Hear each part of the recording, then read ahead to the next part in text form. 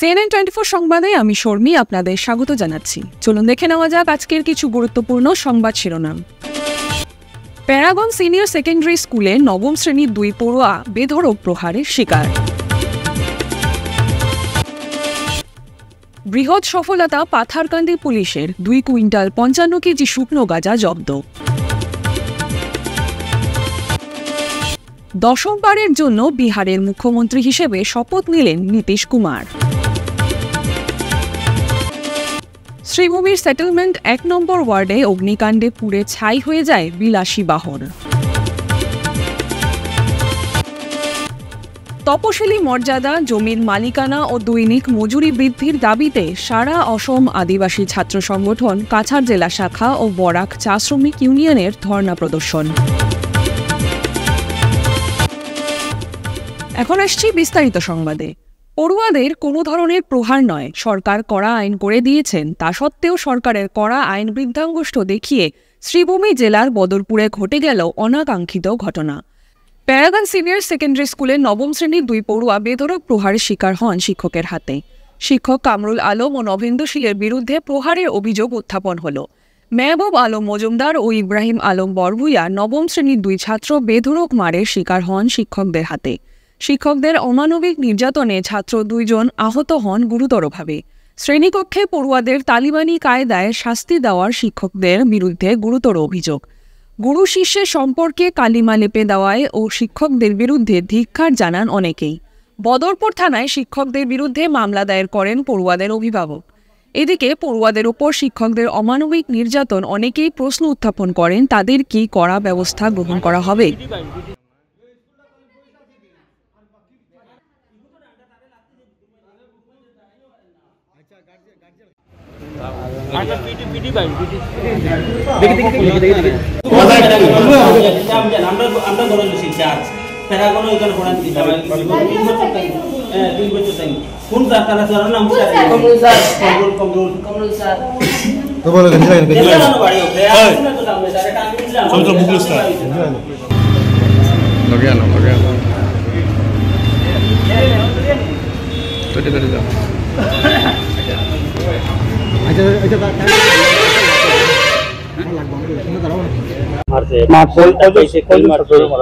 দুইজন ছাত্র মারা হয়েছে, আরো অন্যান্য ছাত্র মারা হয়েছে, কিন্তু এটা তো আমরা লোকের সহযোগিতা। আপনারা কিরকম আমরা আমার ছেলে আমার ফোন করিয়া কইছে যে ওইরকম ওরকম ঘটনা, বড় অবস্থা খারাপ। ভিডিও করলে আমরা দেখাইছে এই অবস্থা। তারা খাইলাই কিরকম আপনারা এখন আইয়া তারা ভাইলাম সেম কন্ডিশনে এই আস্থা শরীরের মধ্যে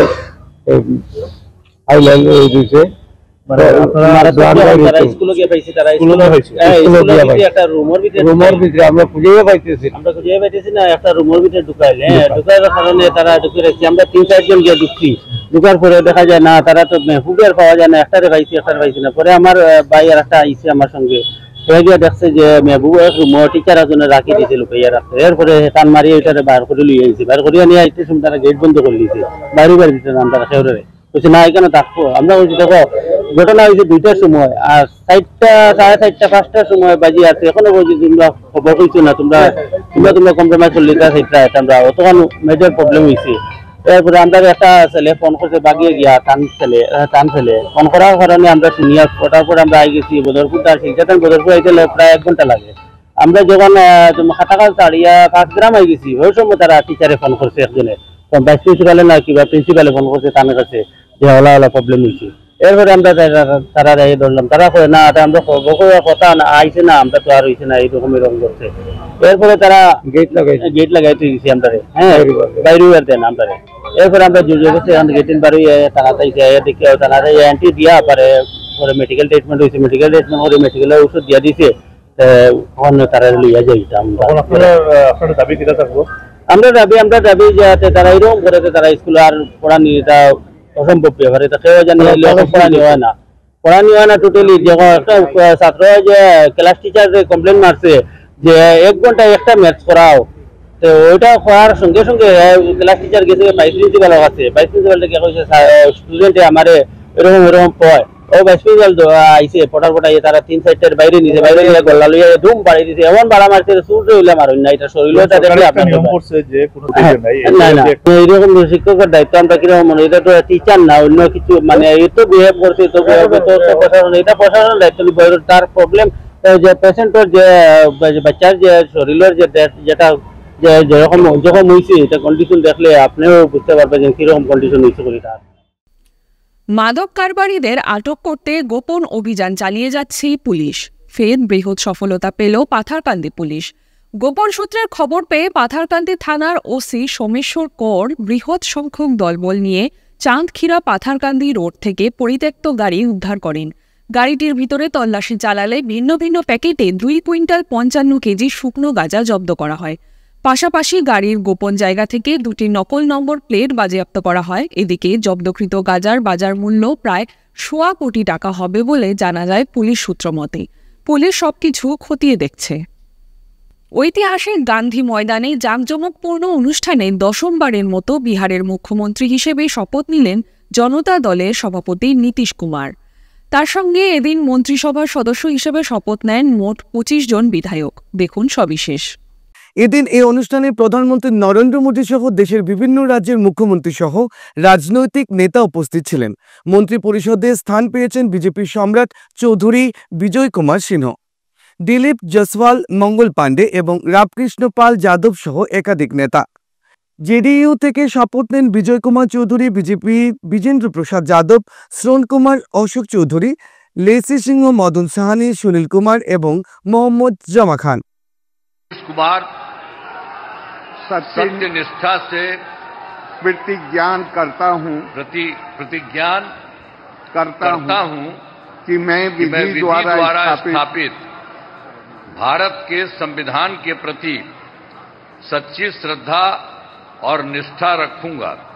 मैं भारत की प्रभुता और अखंडता अक्षुण्ण रखूंगा।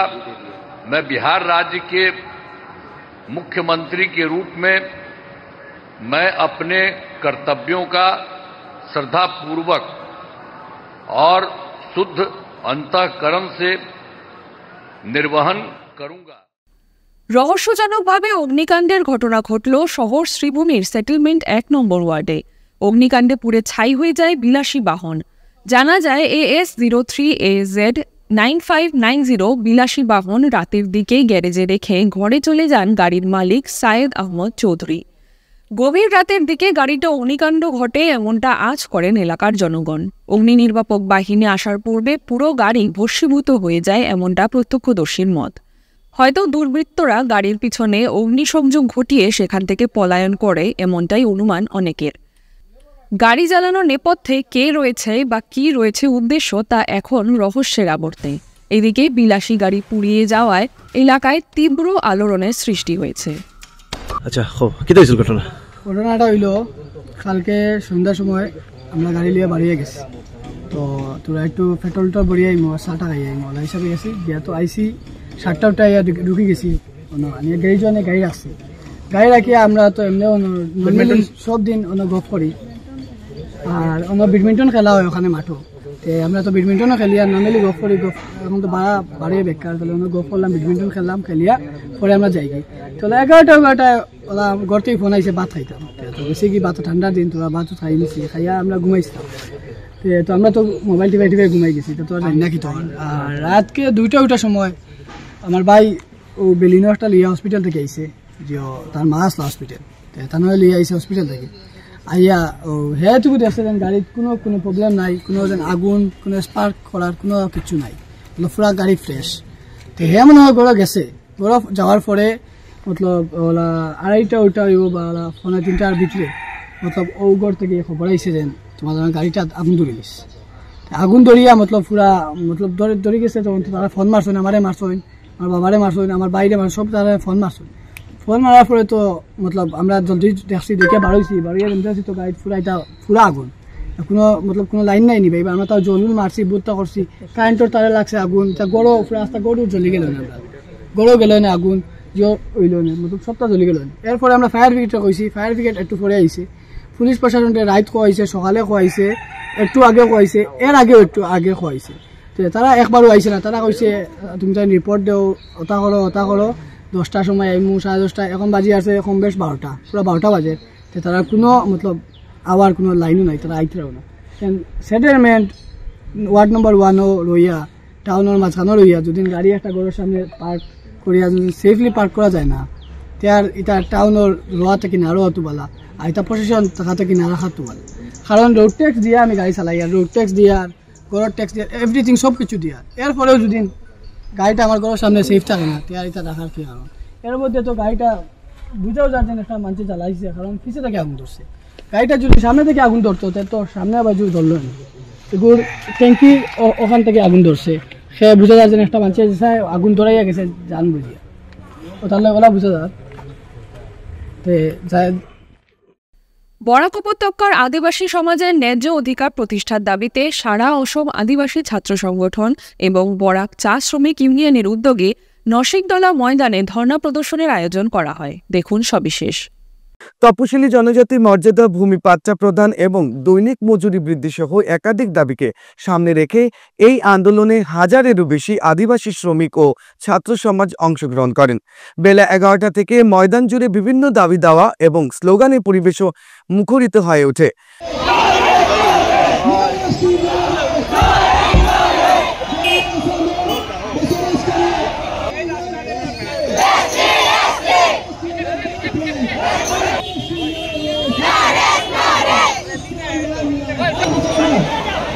মুখ্যমন্ত্রীর দৃষ্টি আকর্ষণের উদ্দেশ্যে আন্দোলনকারীরা পদযাত্রা করেন এবং সামাজিক ন্যায্যতা, অর্থনৈতিক নিরাপত্তা ও মৌলিক অধিকারের দাবিতে নানা প্লেকার্ড প্রদর্শন করেন। পরে মুখ্যমন্ত্রী ডক্টর হিমন্ত বিশ্ব শর্মার উদ্দেশ্যে একটি স্মারকলিপিও প্রেরণ করা হয়। সাংবাদিকদের সামনে সংগঠনের প্রতিনিধিরা জানান, বরাক উপত্যকার চা শ্রমিক ও প্রাক্তন চা জনগোষ্ঠী দীর্ঘদিন ধরে অসমের অর্থনীতি ও সংস্কৃতিকে গুরুত্বপূর্ণ অবদান রাখলেও আজও তপশিলি জনজাতির মর্যাদা থেকে বঞ্চিত। অথচ বিহার, ঝাড়খণ্ড এবং পশ্চিমবঙ্গের একই সম্প্রদায় ইতিমধ্যে এই মর্যাদা পেয়ে এসেছে। তাই অসমেও অবিলম্বে তপশিলি মর্যাদা ঘোষণা করার দাবি জানানো হয়। নমস্কার, জয় জোয়ার, জয় আদিবাসী, জয় চা শ্রমিক। আজকে हमने बोराक बेली चा श्रमिक भाई सब यहाँ अच्छा है। हमने के बोराक चा युव कल्याण समिति है, बोराक चा श्रमिक यूनियन है और विभिन्न जगह संगठन चा बागान के आज हमने सब एकत्रित हल। हमने के सरकार के सामने एकटाई डिमांड है, एकटाई दाबी है जे हमने के जे हमने जगह में बसबास करी वो जगह के हमने आज पर्यंत हमें नीचे के मालिक नहीं होली। आज हमने नीचे चा श्रमिक भाई के नीचे के पाव के नीचे माटी ना है। आज के हम सरकार के सामने हमें ओटा दाबी करे सबका मिल के, जाते हमने के चा बागानबासी के हमने के जमी पट्टा देवा हो। एरपरे हमने के चा श्रमिक भाई सब काम काज करे ओखनी के मजूरी जो अपनी के हाजिरा है ओटा जैसे वृद्धि करते, वृद्धि करके 500 जो 51 टाका हमने की दाबी है, ये दाबीटा के जैसे पूर्ण करते। काहे 2014 में नरेंद्र मोदी भारत के प्रधानमंत्री माननीय नरेंद्र मोदी जी रामनगर में आई के वो निजे बोल रहे जे हम चा श्रमिक भाई सबके हाजिरा बढ़ाई देव, बोराक ब्रह्मपुत्र के हाजिरा हम एक कर देव, किंतु आज के अभी पर्यंत हलो ना। सेटा हमने के दाबी है। हमने के जखनी आदिवासी भाई सब जखनी हमने के ओबीसी छाड़ के एससी छाड़ के ओखनी के हमने एसटी खातिर हमने डिमांड कर ली। এটা हमने सरकार सामने दाबी है जे हमने के दाबी सब पूर्ण करते, और जो दाबी पूर्ण नहीं करते तो हमने का अभी छोटो छोटा एक हमने आंदोलन कर ले, हमने बृहत्तर आंदोलन में नामो बोला श्रमिक ঐক্য जिंदाबाद। বরখলা থেকে কংগ্রেস টিকিটে নির্বাচন লড়তে ইচ্ছুক ডাক্তার অমিত কালোয়ার। তার আদি নিবাস দুধপাতিলে। বিগত 6 থেকে 7 বছর ধরে বরখলায় বিভিন্ন সামাজিক অনুষ্ঠান আয়োজন করে মানুষের সেবা করে আসছেন তিনি। বৃহস্পতিবার শিলচরে সাংবাদিকদের মুখোমুখি হয়ে ডক্টর অমিত কালোয়ার বলেন, মানে আমরা এমনি শুনছি, প্লাস আপনি কি ডিমান্ড জানিয়েছেন এখন পর্যন্ত বরখলাতে টিকিটের জন্য আনুষ্ঠানিকভাবে? না, এরকম তো এখনো কোনো মানে এখনো ক্যান্ডিডেট ডিমান্ড দেওয়ার জন্য এখনো কোনো কিছু এরকম মানে পেপার ওয়ার্কস কিছু শুরু হয়নি। তথাপি আমি তো আমার কাজ চালিয়ে যাচ্ছি। আর আমার যেহেতু আমি বরখলার ছেলে, আমার এর আগের বছরও আপনি চাইছিলেন নাকি? না, আমি তো জয়েন করেছি পার্টিতে 1 মাস আগে, 1-1.5 মাস হয়েছে আমার জয়েন করা 1-1.5 মাস হয়েছে। না, গৌরব গগৈ কিছু কথা দিয়েছেন আপনি? না, এরকম কোনো কথা হয়নি। ডেফিনেটলি ওনার সাথে আমি যখনই আমি জয়েন করেছি কংগ্রেস পার্টিতে, উনার যেহেতু যেরকম উনি একটা সুদৃঢ় নেতৃত্ব দিয়ে যাচ্ছেন কংগ্রেস পার্টিকে আসামে, তো যেভাবে দিচ্ছেন, তো উনার কাজে মোটিভেটেড হয়েই আমি কংগ্রেস পার্টি জয়েন করেছি। ওনার যে কাজ করার স্টাইল আছে, উনি যেভাবে যে নবপ্রজন্মের যারা নেতারা আছেন ওদেরকে যারা যেভাবে চান্স দিচ্ছেন, কাজ করার সুযোগ দিচ্ছেন, করে দিচ্ছেন, আর যেভাবে কংগ্রেস পার্টির যেটা একটা মানে ওয়েভ ক্রিয়েট হয়েছে এখন, আপনারা নিশ্চয়ই সোশ্যাল মিডিয়ার থ্রুতে বা সামাজিক মাধ্যমে দেখতে পাচ্ছেন যে যেভাবে ওয়েভ ক্রিয়েট হয়েছে কংগ্রেস পার্টি একটা আমাদের গৌরব গগৈজির আসার পর থেকে। তো উনার নেতৃত্বে মোটিভেট হয়েই আমি কংগ্রেস পার্টি জয়েন করেছি এবং আগে ভবিষ্যতে যদি কংগ্রেস পার্টি আমাকে, যদি হাইকমান্ড আমাকে সুযোগ করে দেয় যে বরকলার থেকে যেই দায়িত্ব দেবে ওই দায়িত্ব আমি আমার যতটুকু সাধ্য আমি চেষ্টা করবো যাতে আমি ওইটাতে আমি সাকসেসফুল হতে পারি। এমনি আপনি বরকলা যদি আপনি প্রার্থী হন বা নির্বাচিত হন, আপনি হওয়ার পর বরকলা নিয়ে আপনার কি ধরনের স্বপ্ন আছে? বরকলা নিয়ে দেখেন, যে কোনো জিনিস মানে এরিয়া ডেভেলপমেন্ট হতে হলে, যে কোনো স্টেট ডেভেলপমেন্ট হলে কিছু বেসিক যেটা এমিউনিটিস আছে এগুলা জিনিস আগে করতে হবে, যেমন রোড কানেক্টিভিটি, ঠিক আছে না, জল, electricity, education and employment. Employment যদিও এটা কোনো একটা এরিয়ার ইস্যু, কোনো একটা কনস্টিটিউয়েন্সির ইস্যু না, it is a state issue. তো ওগুলো জিনিস আমাদের ধ্যান দিতে হবে। ইন্ডাস্ট্রি ক্রিয়েট করতে হবে। আমাদের বরকলাতে অনেক জায়গায় অনেক খালি ল্যান্ড আছে যেখানে আপনাদের ফ্লাড এফেক্টেড না। আমরা আগে যদি ভবিষ্যতে যদি বরকলা এরিয়াতে ইন্ডাস্ট্রি আনতে পারি, তো ওখানে আমাদের যারা লোকাল যারা ছেলেরা আছে ওরা এমপ্লয়মেন্ট পাবে। তো ওগুলো জিনিস দিয়ে আমাদেরকে ধ্যান রাখতে হবে যাতে এমপ্লয়মেন্টটা, দেখেন কোনো জাতি ধর্ম মধ্যে ক্ল্যাশ করিয়ে কোনো সময় কোনো দেশের বা কোনো স্টেটের ডেভেলপমেন্ট হবে না। আপনার ডেভেলপমেন্ট হবে তখনই যখন ওই এরিয়ার মানুষ খুশি থাকবে, ওই এরিয়ার মানুষের মানে যেটা দৈনন্দিন যেটা লিভিং এর জন্য যে নেসেসারি জিনিসগুলো লাগে, ওই মানুষগুলা যখন ওই সুযোগগুলো সুবিধাগুলো পাবে তখনই কি ওই এরিয়া ডেভেলপমেন্ট হবে। যদি মানুষই খুশি না থাকে তো এরিয়া কিভাবে ডেভেলপমেন্ট হবে? ফিরছে একটি বিরতির পর। Grace well hospital, Meherpur, Silchar.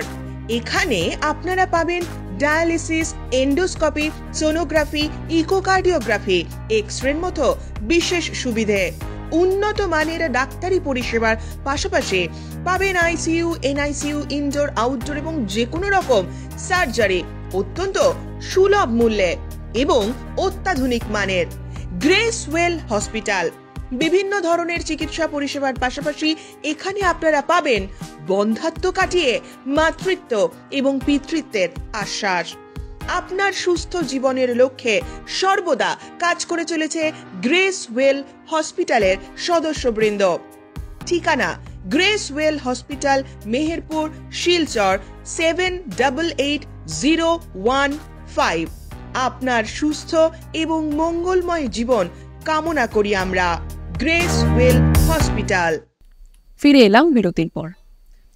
একই দিনে উধারবন সমষ্টিতে দুটি এলপি স্কুলের শিলান্যাস করেন বিধায়ক মিহির কান্তি সোম। প্রথমটা বুধবার দুপুর 1:30 ঘটিকায় চণ্ডীঘাট সূর্য এলপি স্কুলকে এমনিতে বর্ধিত করায় 35,28,000 টাকা ব্যয় সাপেক্ষে নতুন কক্ষে শিলান্যাস ও স্তম্ভ পূজা করা হয়। দেখুন সবিশেষ।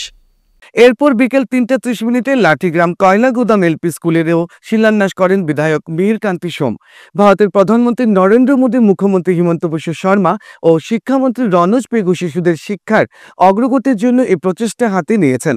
প্রত্যন্ত অঞ্চলের শিশুরা যাতে শিক্ষার আলো থেকে বঞ্চিত না থাকে সেই জন্য model anganwadi, ME school, high school নতুনভাবে তৈরি করা হচ্ছে। নতুন পদ্ধতি শিক্ষার ক্ষেত্রে নিয়ে আসা হয়েছে। শিশুরা শিক্ষার যাতে অগ্রগতি লাভ করতে পারে তাই এই প্রচেষ্টা। পার্টি আপনাদেরকে কাজ করে যাচ্ছে। আপনার সন্তানকে সুশিক্ষিত করার জন্য আপনার সরকার এই সমস্ত গার্ডেনগুলোকে উন্নত মানের রাস্তাঘাট, বিভিন্ন স্কুল, অঙ্গনওয়াড়ি সেন্টার আর আগামী দিনে ডিগ্রি কলেজ হতে যাচ্ছে উদাহরণে। একটাই ডিগ্রি আর একটা ডিগ্রি কলেজ উদারবন ইসলামপুরে 10 বিঘা জমি পাওয়া গেছে। আর আমি আশা রাখি আগামী দিনে আপনার শ্রমিক, আপনার সন্তান দেশের ভবিষ্যৎ। উত্তর করিমগঞ্জে 2026-এর বিধানসভা নির্বাচনে এবার বিরাট পরিবর্তন চাইছেন জনগণ। সমাজকর্মী মুন্নি ছেত্রীকেই শাসক দল বিজেপি থেকে টিকিট দেওয়ার দাবিতে গণ আওয়াজ সমষ্টি জোরে। বিহারের পর এবার আসামেও 26-এর বিধানসভা নির্বাচনী হওয়া তুঙ্গে। দেখুন সবিশেষ। 26-এর বিধানসভা নির্বাচনী হওয়ার তুঙ্গে। বিগত কয়েক দশক থেকে ভুক্তভোগী হয়ে আসা উত্তর করিমগঞ্জ সমষ্টির জনগণ এবার চাইছেন বিরাট পরিবর্তন। এবার দলীয় নাম করা কোনো নেতা নয়, চাইছেন সাধারণ জনগণের সাথে মিশে থাকা কাজের লোক। তারাই প্রমাণ এবার পাওয়া যাচ্ছে গোটা সমষ্টি জুড়ে। যে আমাদের উত্তর করিমগঞ্জের যে প্রতিনিধি হিসাবে আমরা মুন্নি ছেত্রীকে চাই, আর তাই যে মানে সমাজের সেবা করেন বা আমরা প্রধানমন্ত্রী নরেন্দ্র মোদীর নেতৃত্বে যা করেছেন তাইনও সেই অনুভব করে সেই হিসাবে করেন। আমরা তো দেখছি প্লাস শুনছিও, আর আমরা তো নিজের দেখা উত্তর করিমগঞ্জে আমরা মুন্নি ছেত্রী ছাড়া আমরা কাউকে চাই না। এটা আমরা জোরদার দিয়ে আমরা সমর্থন করি মুন্নি ছেত্রী যাতে আর টিকিটটা পাওয়া হয়। मुन्नी छेत्री जिंदाबाद, मुन्नी छेत्री जिंदाबाद, सभी जिंदाबाद। मुन्नी छेत्री आप आगे बढ़ो, हम आपके साथ हैं। आप आगे बढ़ो, हम आपके साथ हैं।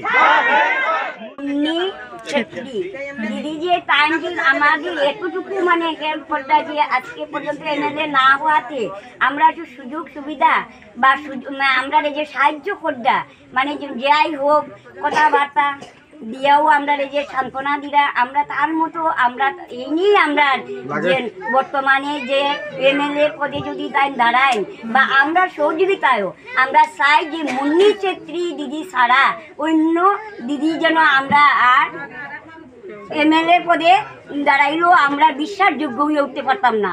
আমরা এত বিশ্বাস হল যে আমরা যে বর্তমানে যে এতটুকু সাহায্য করবা ভবিষ্যতে আমরা আরও সাহায্য করবো। আমরা মহিলারা অন্তত আমরা মহিলা উত্তর করিমগঞ্জের যে মহিলা আমরা আছি দরিদ্র সীমার নিচে এরা আজ অবধি আজকে কত যুগ ধরিয়া এমএলএ এমপি কত বড় বড় মিনিস্টার হইলা, কিন্তু আজকে আমরা এই মুন্নি ছেত্রী দিদির দ্বারা যতটুকু আমরা সাহায্য অনুভব করতে পারছি বর্তমানে যে সাহায্য পাইয়ার আগে বিগত যে কত বছর আগে যে কত রকমের নেতা আসলাম, কিন্তু আমরা এইরকম কথাবার্তা বা সুযোগ সুবিধা আজ পর্যন্ত আমরা কেউ অনুভব করতে পারছি না, আর বর্তমানেও পারছি না। জামাই আদরে সাজিয়ে তোলা হয়েছে শ্রীভূমির সরকারি হাসপাতাল, অথচ কাজের বেলায় তথৈবচ। নেই রব রোগীদের মুখে। আইসিইউ থেকে এসি, রোগীদের ওষুধ থেকে বেড, সবই যেন সমস্যার পাহাড়ে। হাসপাতালের রোগীরা যেন আইসিইউতে নয়, খোদ হাসপাতাল যেন আইসিইউতে রয়েছে, এমনটা রোগীদের অভিযোগ। সারমেয়র কামড় বা সাপের কামড় তা সারাতে কোনো ধরনের ওষুধ নেই সরকারি হাসপাতালে, অথচ প্রচারে মনে হয় পর্যাপ্ত পরিমাণে ওষুধ রয়েছে সরকারি হাসপাতালে। এদিকে হাসপাতালে নেই রব পরিপ্রেক্ষিতে বৃহস্পতিবার শ্রীভূমি অসামরিক হাসপাতালে ছুটে যান করিমগঞ্জ জেলা কংগ্রেস পদাধিকারীরা। জেলা স্বাস্থ্য বিভাগের যুগ্ম সঞ্চালকের কাছে গিয়ে কৈফিয়ত তলব করেন হাসপাতালের জ্বলন্ত সমস্যাদি নিয়ে। যেহেতু নবাগত বিভাগীয় যুগ্ম সঞ্চালক আজ দায়িত্ব নেন, তাই হাসপাতালের জ্বলন্ত সমস্যাদি নিয়ে একের পর এক রোগীদের অভিযোগ উনাকে অবগত করেন। যদি 7 দিনের মধ্যে সমস্যা সমাধানে হাসপাতাল কর্তৃপক্ষ বিহিত ব্যবস্থা গ্রহণ না করেন, তাহলে বৃহত্তর আন্দোলনের পথে পা বাড়াতে বাধ্য হবেন বলে হুঁশিয়ারি দেন কংগ্রেস দলের পদাধিকারীরা। দলের সভাপতি তাপসকান্তি পুরকায়স্থ মিডিয়ার সামনে ক্ষোভ প্রকাশ করে বলেন, হাসপাতালের দুর্নীতি প্রসঙ্গে নিয়ে দলের অনেকেই অভিযোগ প্রকাশ করেন। এদিকে নবাগত বিভাগীয় যুগ্ম সঞ্চালক মতীন্দ্র সূত্রধর সমস্যা সমাধানে প্রয়াস অচিরে নেবেন বলে আশ্বাস দেন। সবার সহযোগিতা কামনা করেছেন তিনি। বহুদিন যাবৎ করিমগঞ্জের বিভিন্ন নাগরিক বিভিন্ন সময় আমাদেরকে বলে আসছেন যে করিমগঞ্জের সিভিল হসপিটালের দুরবস্থার কথা তুলে ধরছেন। তাই আজকে আমরা একত্রিত হয়ে সবাই এসেছি। আমরা আজকে আমাদের এখানে জয়েন্ট ডিরেক্টর আজকে তিনি জয়েন করেছেন, আমাদের ভালো হয়েছে জয়েন করেছেন। ওনার সাথে আমরা বলেছি যে আমাদের এই করিমগঞ্জ জরুরিকালীন পরিষেবা একদম ভেঙে পড়েছে, সব দিকে ভেঙে পড়েছে এই কারণেই যে আজকে এখানে লিফটে 2টা লিফট আছে, একটা লিফট চলছে, একটা লিফট চলছে না। আজকে ঔষধপত্র মন্ত্রী এসে বলে থাকেন যে ঔষধপত্র সব হসপিটাল থেকে পাওয়া যাবে, পরবর্তীতে মন্ত্রী যাওয়ার পরেই আবার সব নিঃশেষ হয়ে যায়। কোনো মেডিসিন বলা হয় বিনামূল্যে এখান থেকে মেডিসিন দেওয়া হবে, কিন্তু কোনো ঔষধপত্র এখান থেকে পাওয়া যায় না। আজকে যেগুলো কুকুরের কামড়, সাপের কামড়, এইগুলোর ভ্যাকসিনও এখানে পাওয়া যায় না। তো মানুষ কি করবে? আজকে বড় বড় কথা সরকার বলছে যে সিভিল হসপিটালে গেলে সব পাওয়া যাবে, কিন্তু কিছুই পাচ্ছি না, কোনো পরিষেবা নেই। আজকে ডাক্তাররা এখানে অভিযোগ করা হয়েছে যে ডাক্তাররা 2টোর আগেই চলে যান, চলে গিয়ে ওনারা প্রাইভেট প্র্যাকটিস করছেন। তো এখানে হসপিটালে রেখে লাভ নেই। আজকের মাননীয় মন্ত্রী, আজকে এই হসপিটালের চেয়ারম্যান, আমি সিদ্ধান্ত নিয়েছি যে আমরা মন্ত্রীর সাথে আমরা দেখা করব এবং যে কথাগুলো এখানে বলেছি আমরা মন্ত্রীকেও সেই কথাগুলো অবগত করাবো এবং আমরা 7 দিনের সময়সীমা বেঁধে দিয়েছি জয়েন্ট ডিরেক্টর মহোদয়কে যে 7 দিনের ভিতর টোটাল পরিষেবা যাতে ভালো হয় সেদিকে নজর দেওয়ার জন্য। এবং আজকে চিন্তা করুন যে করিমগঞ্জ নাম শ্রীভূমি হয়েছে, ভালো কথা, কিন্তু সেই হসপিটালটার কোনো শ্রী আছে? কোনো শ্রী নেই। আজকে যখন একটা মাথা ফেটে একটা রুগী আসলো সঙ্গে সঙ্গে তাকে শিলচরে পাঠানো হয়। আজকে তাও এখানে হসপিটাল রেখে কি লাভ হবে? আজকে সবাইকে যদি শিলচরেই যেতে হয় তা আমাদের এখানে হসপিটালের প্রয়োজন নেই। সেই কথাই আমরা জয়েন্ট ডিরেক্টরকে বলেছি এবং অতি সত্বর সেই কাজগুলো করার জন্য আমরা ওনাকে অনুরোধ করেছি। জেলা প্রতিবন্ধী পুনর্বাসন কেন্দ্র কাছাড় এবং জেলা সমাজ কল্যাণ দফতর কাছাড় কর্তৃক তথা সেলকো ফাউন্ডেশন ও সক্ষম সংস্থার সহযোগিতায় প্রতিবন্ধী ব্যক্তিদের জীবিকামূলক সুযোগকে কেন্দ্র করে একটি সচেতনতা কর্মসূচির আয়োজন করা হয় শিলচরে। অনুষ্ঠানের প্রধান অতিথি ছিলেন কাছাড়ের সহকারী আয়ুক্ত তথা জেলা সমাজ কল্যাণ আধিকারিক অঞ্জলি কুমারী এসিএস। তিনি বিশেষভাবে সক্ষম ব্যক্তিদের জন্য উপলব্ধ বিভিন্ন সরকারি প্রকল্প ও সহায়তা ব্যবস্থাগুলোর গুরুত্ব তুলে ধরেন।